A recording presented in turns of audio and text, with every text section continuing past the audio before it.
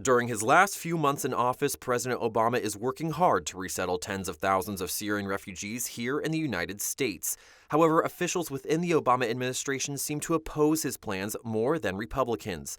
At the United Nations Refugee Summit last week, President Obama urged world leaders to welcome refugees with open arms. We all know that what is happening in Syria, for example, is unacceptable. And we are not as unified as we should be in pushing to make it stop.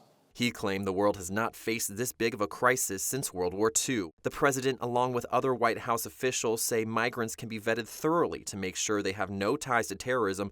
However, Republicans argue that's not possible. They claim there's a clear and present danger associated with poorly vetted refugees setting up shop in America, and the president continues to express his intentions to bring in more refugees from terror hotspots like Syria. Even more notable, some of Obama's top national security officials are going against the commander-in-chief.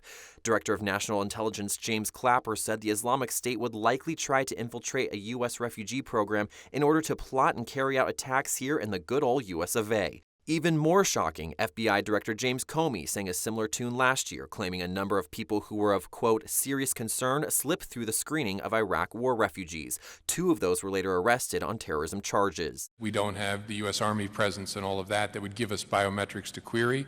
So the risk is that someone who is a blank slate to us will be vetted by us in a process that's efficient and complete, but will show no sign of anything because they've never crossed our radar screen. And last month, Comey also admitted he couldn't guarantee there would never be a problem with the vetting process and no terrorists would slip through the cracks. The Obama administration has met its goal of taking in 10,000 refugees before the October 1st deadline, increasing next year's goal to 110,000.